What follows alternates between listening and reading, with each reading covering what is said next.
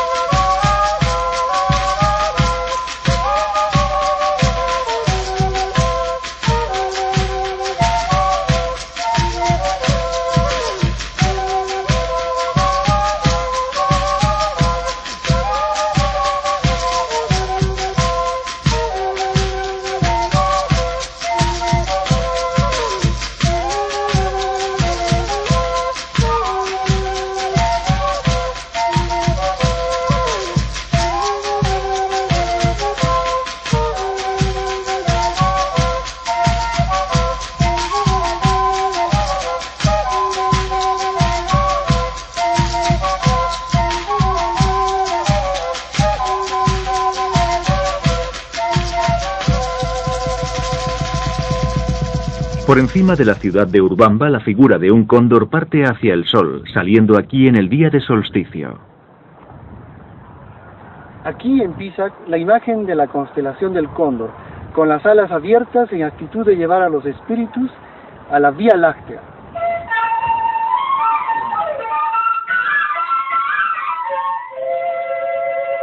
Para los incas, la Vía Láctea y los días de solsticio fueron de suma importancia.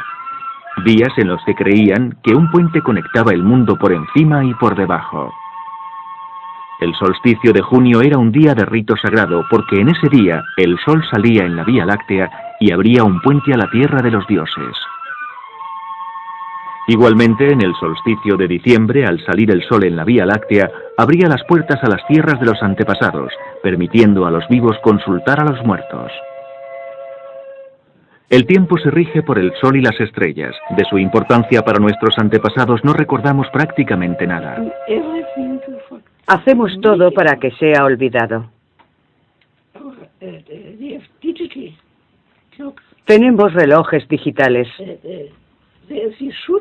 Y deberíamos saber que la aguja larga es la luna y que la pequeña es el sol. Y en total son 60 minutos. Todo esto se toma del Sol, la Luna y las estrellas. En el solsticio de junio del 650 a.C., la Vía Láctea no apareció en el horizonte en el camino por donde sale el Sol, lo que significó que las puertas a las tierras de los dioses se habían cerrado de golpe. El mito cuenta que Viracocha se apartó con pena y abandonó este mundo, y de hecho los agricultores andinos recuerdan la introducción de la expansión de guerra como un cataclismo que destruyera el fundamento del balance que el dios había establecido.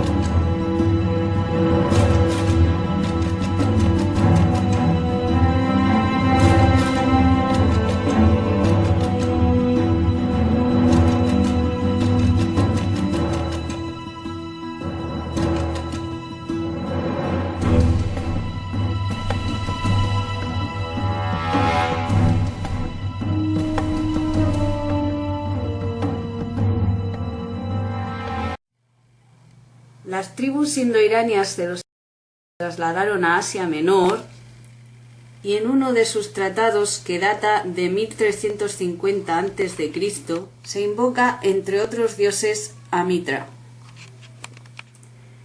Los ritos de iniciación del mitraísmo se extendieron por todo el Imperio Romano. El símbolo central del mitraísmo es el sacrificio rejuvenecedor del toro por parte del joven dios, que se asemeja al sacrificio del toro primordial en la tradición zoroástrica. Este es el Sol. Ya desde hace 10.000 años antes de Cristo, la historia es abundante en esculturas y escrituras que reflejan el respeto y la adoración de las personas por este objeto. Y es fácil entender el por qué, visto que cada mañana el sol aparece, llevando consigo la luz, el calor, la seguridad al hombre, salvándolo del frío, de la oscuridad y de las tinieblas pobladas de predadores en la noche. Sin ello, las antiguas culturas entendieron que las cosechas no crecerían y la vida sobre el planeta no habría sobrevivido. Estas realidades han hecho del sol el objeto más adorado de todos los tiempos.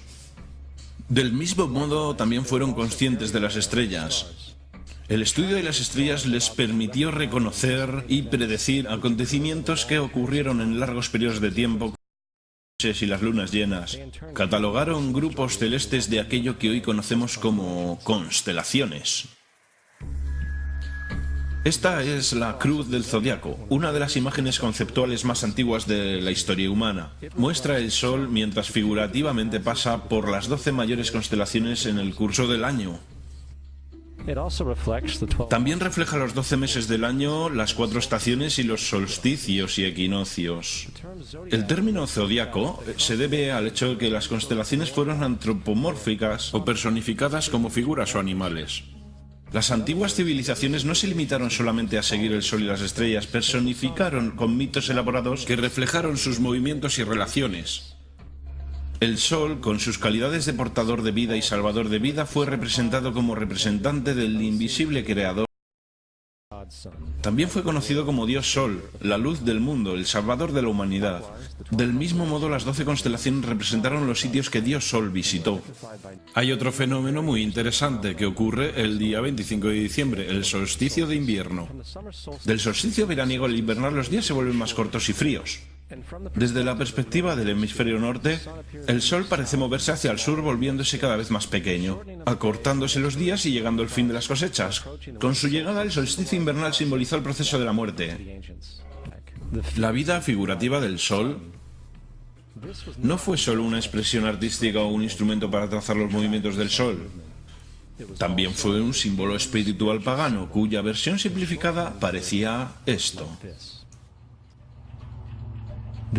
Este no es un símbolo cristiano. Es la adaptación pagana de la cruz del zodiaco.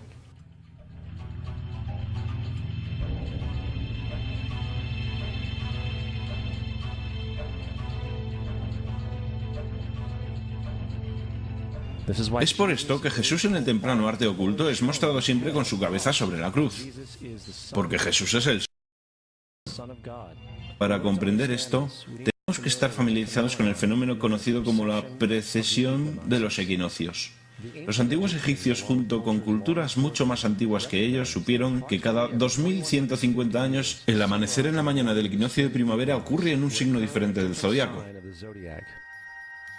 Esto tiene que ver con un lento bamboleo que mantiene la Tierra al rotar sobre su eje. Es llamado precesión porque las constelaciones se van retrasando, en vez de atravesar el ciclo normal anual. La cantidad de tiempo que necesita la precesión para pasar por los 12 signos es aproximadamente de 25.765 años. Esto también es llamado el Gran Año, y las sociedades antiguas eran muy conscientes de esto. Hicieron referencia a cada periodo de 2150 años como una edad. Del 4300 al 2150 a.C. fue la edad de Tauro. De 2150 a un año después de Cristo fue la edad de Aries, el carnero. Desde el año 1 al 2150 después de Cristo, la edad de Piscis, la edad en la que estamos todavía hasta día de hoy. En 150 entraremos en una nueva edad, la edad de Acuario. Ahora, la Biblia refleja, hablando en general, un movimiento simbólico a través de 3 edades, mientras anuncia una cuarta. En el Viejo Testamento, cuando Moisés desciende del monte Sinaí con 10 mandamientos, está muy contrariado por ver a sus gentes venerar un becerro de toro dorado. A decir verdad, hizo añicos las tablillas de piedra y ordenó a sus gentes que se mataran para purificarse. La mayoría de los eruditos bíblicos atribuirían esta cólera al hecho de que los israelitas estaban venerando a un ídolo falso, o algo por el estilo.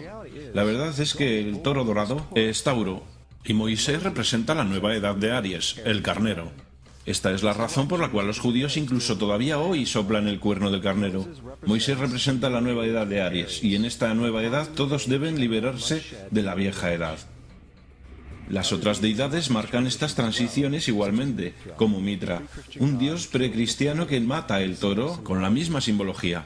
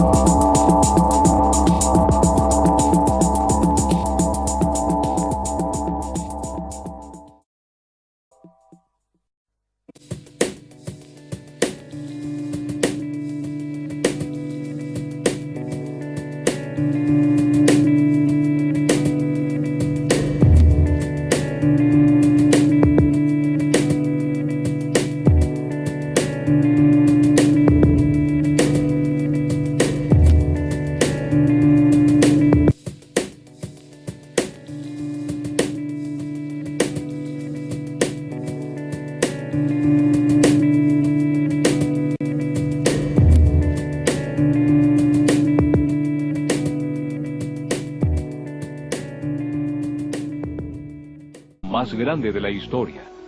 En la ópera Parsifal de Wagner se cuentan las andanzas del famoso súbdito del rey Arturo. Se le comisiona a uno de los integrantes, a uno de los caballeros de la corte del rey Arturo, de los integrantes de la mesa redonda, que es Parsifal, que atesore ese santo grial y sin siquiera decirle a sus compañeros, para que nadie pudiera revelarlo, quizás en medio de la tortura o de la desesperación, nadie hablara de más, se retire de la mesa, se lleve este objeto sagrado y lo deposite en un sitio seguro y con su espada cuide de él hasta el último de sus días. Pero además de su interés por el Santo Grial, Parsifal tenía otra obsesión, el bastón de mando. Wagner inspiró su ópera en un poema de von Eschenbach, un trovador alemán. En esta obra aparecen versos desconcertantes. El poeta alemán menciona 2 siglos antes de que Colón naciera a las montañas de Viaraba, a Argentum, al bastón de mando y a Voltán. ¿En qué lejana cordillera podrá encontrar a la escondida piedra de la sabiduría ancestral? Sobre la montaña del sol surge la presencia negra del bastón austral. En la armórica antigua que en el sur está, solo Parsifal irá por el Atlántico océano, hasta las puertas de secretas de un silencioso país que Argentum se llama, y así siempre será. Por el poder del dios Vultán, junto al bastón de mando, por los siglos descansará. ¿Cómo se explica la mención de Armórica para nombrar a un continente supuestamente desconocido? Algunos lo atribuyen a que era el nombre de Américo Vespuccio, pero Vespuccio era simplemente un italiano que hacía mapas. Entonces, ¿cómo es posible que este continente lleve el nombre, ni siquiera el apellido, podría haber sido Vespuccinlandia, pero no, América, de ese señor que solo hacía mapas? Sería mucho más lógico haberle puesto el nombre de alguno de los descubridores, conquistadores oficiales. La verdad es otra. América es una deformación del nombre que ya pero siglos antes se le daba a este continente, que es Armórica, es decir, el lugar de la armonía. Más increíble aún es la mención de Argentum para un país que recién en el siglo XIX tomaría ese nombre. Pero el poema contiene más versos asombrosos. ¿De dónde ha salido el caballero angelical? Si hace milenios en el corazón de Pamir nació. Antiguos viajeros del Himalaya le dieron la presencia del milenario bastón en las altas montañas del Argentum polar. Oculto lo mantuvieron los dioses de la tierra en un monte sagrado de la innombrada, donde Vultán le otorgará su mágico destino. Porque hay quienes afirman que el Santo Grial es traído por Parsifal a la zona de las sierras altas, las sierras grandes de Córdoba, la cadena de las sierras grandes, otros las sierras chicas, más probablemente las sierras chicas, y en ese caso la región del Cerro Uritorco. Ya en el siglo XX, el mismísimo Hitler envió un comando a la región en busca del bastón de mando, pero no lo pudo encontrar. Sin embargo, no pasaría mucho tiempo hasta que la piedra que habla fuera hallada. Fue en 1934. Su descubridor, un maestro metafísico nieto de un aborigen de las Pampas argentinas, se llamaba Orfelio Ulises. A mí me llama la atención hasta el nombre de su descubridor, Orfelio Ulises. Me da la impresión de que en realidad Orfelio Ulises es un seudónimo de alguna otra persona que por sus condiciones, sea del campo religioso o científico, no podía revelar su verdadera identidad. Se hallaba excavando a los pies del cerro cuando finalmente apareció ante él el ansiado bastón. Se trataba efectivamente de un bastón negro construido en basalto. Medía 1,10 metros y pesaba 4 kilos. El bastón de mando es un objeto curiosísimo, edificado sobre un cilindro de piedra. Digo edificado porque está trabajado, está hecho siguiendo algún sentido en cuanto a la decoración inserta que tiene. Símbolos que hay que leer, yo me animo a decir, desde los símbolos de una cierta alquimia, que es la alquimia original, la alquimia que llamamos de la tradición hermética.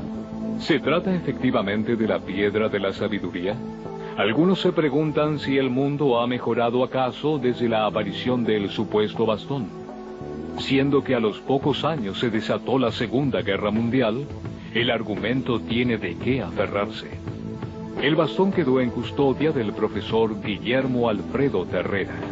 Según los iniciados, se trata del auténtico bastón de Voltán y contiene la sabiduría que permitirá regenerar a la raza humana. Solo estaría esperando el momento oportuno. Sin embargo, ciertas almas adelantadas ya estarían trabajando en silencio, preparando una revolución espiritual y energética. Un trabajo en silencio que lleva ya miles de años. Un trabajo que se estaría realizando justo dentro del Cerro Uritorco.